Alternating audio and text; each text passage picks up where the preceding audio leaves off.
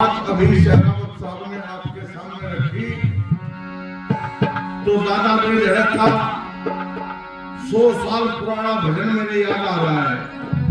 मैं आपको उसे सुनाता हूँ। ये देश बढ़िया कैसे बढ़े, हमारी सोच बढ़िया कैसे बढ़े। क्या कहा भजन में, भाई बड़े कमाल की चोरी को, अन्याय को, रिश्वत खोरी को, जिस दिन दे सौंप न ठोली को, जब देश का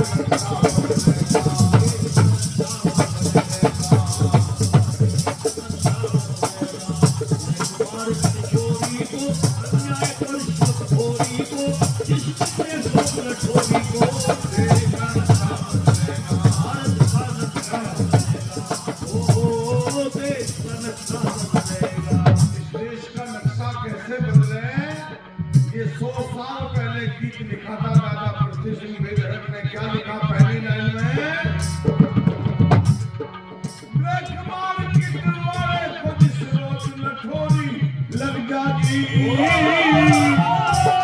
ब्लैक मार्केट वाले को जिस रोज लठोरी लग जाती, आज पटारत से गले की गड़गड़ बोली लग जाती, तेरी रिश्वत मोरी लग जाती, पढ़ने को छोरी लग जाती, जब जीवन छोड़ चले, बहुत पर्दा तोड़ चले और दुश्मन का मोड़ चले। देश का नक्शा भारत का नक्शा बदलेगा,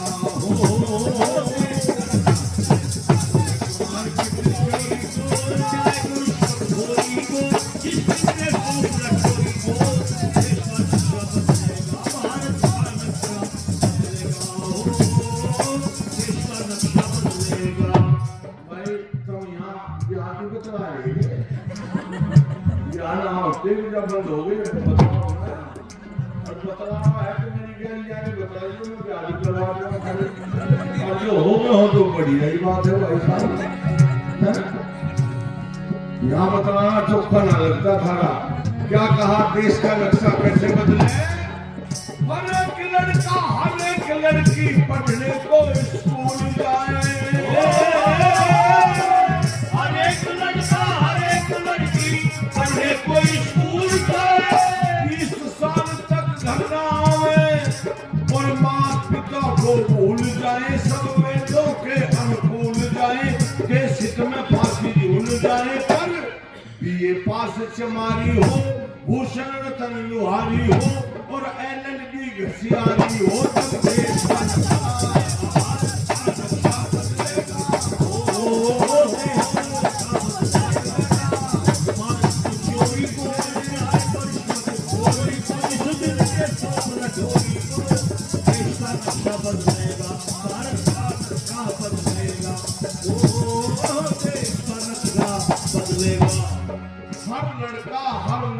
शिक्षित हो तो देश का नक्शा बदलते देर नहीं लगेगी। इसलिए तो मैं आपके सामने कह रहा था। क्या कह रहा था भाई, सबसे बड़ी बीमारी, इसका भी इलाज आर्य समाज करता है और होना ही चाहिए। क्या इलाज है, जात पात और मजहब टूट कर जब एक हो मादरी,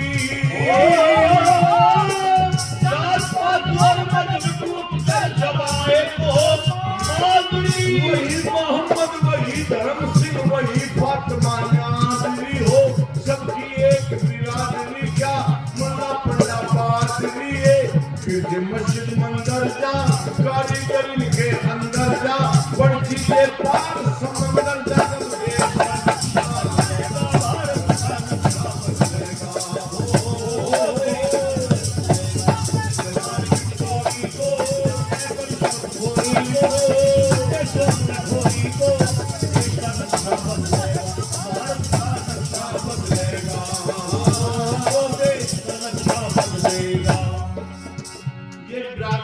जातिवाद भी इस देश से समाप्त होना चाहिए, क्योंकि मनुष्य की केवल एक जाति होती है। आदरणीय भाई राम कुमार साहब, हमारे सहरावत साहब 500 रुपए देकर के मेरा सम्मान कर रहे हैं। भाई 500 को तो हथेली पर जाके चाहिए थी ना, पूरा छक्का लगा दिया भाई साहब ने, छक्का मार दिया। सतपाल प्रधान जी बिटावरा सतपाल जी कुर्ता तो बहुत बढ़िया पहन रखा पर 100 रुपए थोड़े ले रहे। हाँ कुर्ता तो मटके का पहन रहा मेरे भाई, ये तो बहुत महंगा कुर्ता है, वो कुर्ता वैसा कैसा नहीं है। तो 100 रुपए देकर आदरणीय प्रधान, देखो ये मजाक की बात है क्योंकि पैसे वैसे की अपने आप को जरूरत नहीं है। पैसे मेरे दादा ने कमाए, मैं कमाने लग रहा, मैं बड़ा कमाने लग रहे, तो यहाँ पैसे की कमी नहीं है। पर प्रधान जी 100 रुपए दे रहे हैं, बहुत बहुत धन्यवाद। बीच में एक बात याद आ गई, देश में कई आदमी कंजूस हो, कई मक्खी चूस हो। हमारे गांव में हमारी चाची बड़ी कंजूस थी। जब हमारे परिवार में ब्याह शादी होता ना तो रुके पड़े रहते, उसे बुला ले, उसे बुला ले, उसे बुला ले। मगर क्या बात है, कहने के जगदीश को बुलवावे, मगर क्यों बुलवाओ, कहने की ये मेहमान आ रहे की रोटी घाल देगी वाह, मगर ये और छोरी छानी बहू आनी है, ये घाल देगी रोटी, कहने के ना उसके हाथ में कुछ बरकत है। बरकत का मतलब ये होता किसी का घी का टोपा जला नहीं मिलती, बोरा में जो घी ये रख लेती ना, जैसे चिड़िया मूत के चली जा, असल घी ये रख लेती भाई साहब, वाली किसी का घी का टोपा जला नहीं लेती। तो एक गांव में ऐसी बुढ़िया थी, कंजूस बुढ़िया हो कहीं, यहाँ नहीं ऐसी कोई, यहाँ तो हमें घी छूटेगा ना, डॉक्टर ने बंद कर दिया, घी ना खाइए भाई बीमार हो जाएगा। कोई भी आपने घी खाना बंद कर दिया भाई साहब, अपनी घी की आवाज बोल रही है लो काम घी खाए थे चल रहा तक अपने कृष्ण पाल में तो तेरे के गाड़ में बावड़ा हो लेता भाई है। तो खैर मैं क्या कह रहा था, बुढ़िया कंजूस थी, मेहमान आ गया, मेहमान आया दिन छिपने के बाद। आजकल मेहमान रात को आने जाता था, जब बोतल भीतर जा ले ना सारी, जब आवे मेहमान, बुढ़िया ने साग सब्जी दाल वाला कुछ नहीं बनाई, 4 रोटी जली थाली में, 2 बड़ी बड़ी प्याज, 2 लाल मिर्च, थाली सरकारी, ले बेटा रोटी खा ले, अभी बेटा लगा रोटी खाना। पहले नंबर आप प्याज का, बुढ़का मारा चल जी मुंह जल गया, पर बोलना नहीं क्यों, ससुराल में कम बोल रहे आदमी, वही ससुराल में कम बोल रहे कि नहीं आदमी, अरे सारे रंडे वही बैठेंगे, ससुराल में तो जाके देखा होगा भाई, हमारा तो काम दिखे बोल रहे चले, क्यों हमने तो बोलना सीख रखा, दादा ने यही काम सिखा था। और मेरा तो ब्याह भी बोलने के कारण ही हुआ था, इतने मेरा ब्याह नहीं करा, पुराने वालों ने इतने वही भजन का हो गया। जब 10 दिन हो लिए भजन गाते गाते, जब उन्होंने पूछे माशे जी तेरा ब्याह हो लिया, मका ना कहने का हम कर दे, मका इसको बढ़िया तो भाई बात नहीं हुई भाई, उन्होंने मेरा घर बसा दिया और ये 12 दिन में अब जो है खूब सेवा पानी पे लगे। तो खैर मैं क्या कह रहा था, बुढ़िया के प्याज रखी खाई, चल का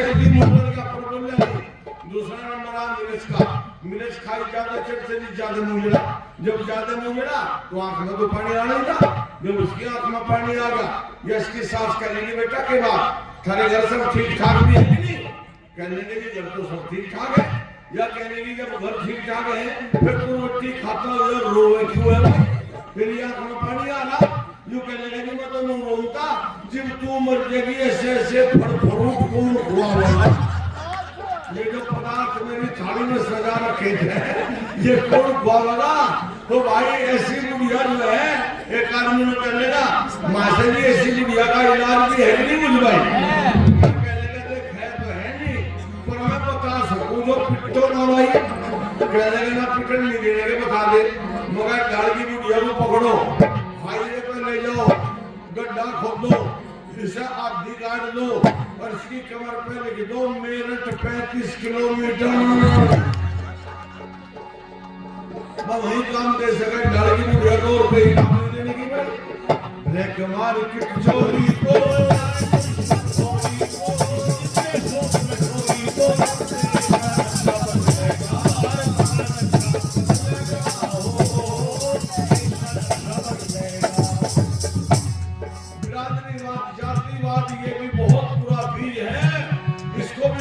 पड़ेगा अगर देश का नक्शा बदलना है। क्या कहा अगली लाइन में जरा सुनो, पोता पोती होते ही दाता जंगल में कयाम करे, पोता पोती होते ही दाता जंगल में कयाम करे, रोटी कपड़ा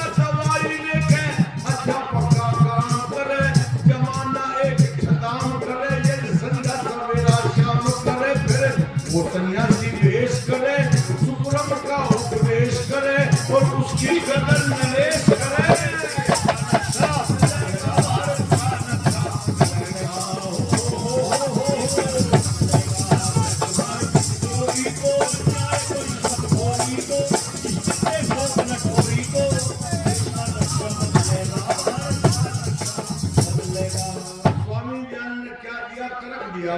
तरक्की कसौटी दी, जो बात तरक्की कसौटी पर फिट बैठती है उसको मान लेना चाहिए भाई, अच्छी बात को मान लेना चाहिए ना। एक गांव में चौधरी का टोटा आ गया, फिर उसके खेत में को निकल की सड़क, मुआवजा चोखा मिल गया, राजी हो गया कि और तो कुछ काम कर नहीं सकता, इनने सोचा जमीन खरीद ले, खेती कर सके। तो बराबर में मुसलमानों का गांव था, वहां जमीन मंदी मिली थी, इसलिए मुसलमानों के गांव में जमीन खरीद ली जाकर। अब चलता रहा काम धंधा, थोड़े दिन पीछे वो जो मुसलमान प्रधान था गांव का, उसकी मां मर गई। उन्होंने खबर खोद के दाम दी भाई, मुसलमानों में दामने का रिवाज है। 2 दिन पीछे चौधरी का बाप बुढ़ा हो रहा था, मर गया। तो मुसलमान कहने लगा भाई इसे जलाइए ना, सारे गांव में बदबू होगी, इसे कटवा देंगे, कब्रिस्तान में ले चल। जो कहने लगा हमारे यहाँ तो जला रहे, कहने लगा ना जला नहीं देंगे। मतलब यह चौधरी दाब मान गया, मजबूरी थी, जबरदस्ती इसका बाप ले जाके कब्रिस्तान में और दबवा दिया, कब्रिस्तान में दबवा दिया। चौधरी को सारी रात नींद नहीं आई। पुराने लोग कहा करते हैं ना, अगम बुद्धि बानिया तुरंत बुद्धि जाट, ये जाट तुरंत बुद्धि हो भाई साहब। तो इनने सोचा रात के 12 बजे से भाई तो काटने का रिवाज होगा, वो कर करो, ऐसा कोई काम करना चाहिए, अपने आप ही मेरे बाप को जलाना। इनने फावड़ा खाया, कब्रिस्तान में गया, अपने बाप की कब्र फाड़ी और वो बुढ़ा कब्र में रखा गया। बराबर में प्रधान की माँ वाली कब्र थी, उसकी कब्र में जाल उठाया, दोनों की कब्र फाड़ के, और बुढ़िया वाले कब्र में बुढ़िया के बराबर में जाल उठाया था, और दोनों की कब्र को बना के छाप छूप का हक है, अपना सो गया। लड़की उठा और जाकर बोला प्रधान जी राम राम, रहमतुल्लाह बोला राम राम, कहने लगा जी मैं आया, हमारे घर की सारी चाबी मेरे बाप के साथ कब्र में चली गई, तगड़ी में बंजूरा खेल था, तब वे चाबी कटवा दो और ये सारे घर के ताले तोड़ने पड़ेंगे। यो कहने लगा कोई बड़ी बात नहीं, 4 आदमी और बुला ला और कटवा देंगे चाबी। ये 4 आदमी और बुला ला, 2 फावड़े ले आए, जाके इसके बाप की कब्र जो खोद के देखी, फाड़ के देखी, तो बुढ़ा तो कब्र में था ही है। इन्हें तो रात को तबादला कर दिया था। जब बुढ़ा कब्र में नहीं पाया, प्रधान जी कहने लगा भाई कहाँ गया तेरा बापू? कहने लगा जी तो वही पता थारे लग गए, ये कहाँ गया? हम तो जला दिया करें, रात मामला लफे दफा हो गया। रहमतुल्लाह कहने लगा भाई आपसे पहले तो ऐसा हुआ नहीं था, ये तेरा बापू गया तो कहाँ गया? चौधरी मुंडा था मुकर के कहने लगा जी बराबर सरापुर वाले कब्र में देख लो, मैं जमीन से लग गया हो। रहमतुल्लाह कहने लगा ऐसा मरे हुए आदमी भी सर जाया करेंगे, कहने लगे जी जाट मरिया भी सर कर रहे। एक पुरानी मिसाल है, जाट को मरा गया जिन जान जिसकी कब्र पे आंख जम गई, जब जान से मर गया। ये 2-4 आदमी होते कहने लगे भाई प्रधान जी जेल मान रहा, अध्यक्ष कह रहा देख ले भाई, महीने भी देख ले। तो बराबर में प्रधान की माँ वाली कब्र थी, जाकर इसकी माँ की जो कब्र फाड़ के देखी, बुढ़ा तो बुढ़िया के बराबर में लोटा पाया भाई साहब। और जब अपनी माँ के बराबर में ऊपर लोटा गया, देखा बुढ़ा जाट, प्रधान के तो बात में आग लगी। रहमतुल्लाह चौधरी का हाथ पकड़ कर बोला ठा सा बाबा जल्दी काट से और ले जाकर फूंक दे और निकल को फिर हमारी माँ धोने लोग टका आ गई। और जी में खेल जाएगा बिल्कुल भी। चौधरी हाथ जोड़ के कहने लगे कि जरा गाना थारे हाथ में है, हमने तो तुम्हें सौंप रखा, अपना जैसा कुछ करना तुम ही कर लो भाई साहब। यह है तरक्की कसौटी, अपने बाप को अपनी तरक्की कसौटी दे उन पे ही लड़वाया। प्रधान बोला लाओ लकड़ और फूको से काटा और निचड़ के फिर मारी बाप को करेगा। ये किसने बताया? ये तरक दिया आर्य समाज ने और स्वामी दयानंद ने। इसलिए तो कह रहा था मैं कुमार की किशोरी को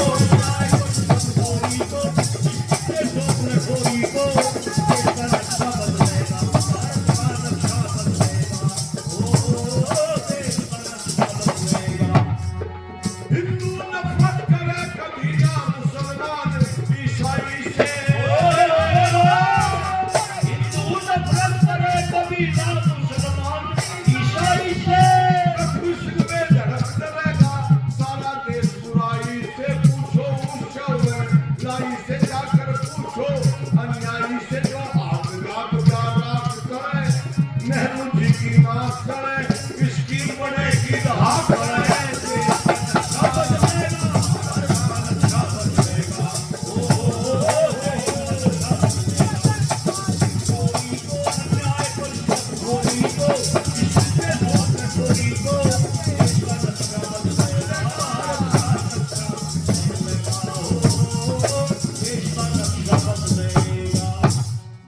नक्शा बदलने के लिए घर घर में दयानंद को बिठा दो ले जाकर।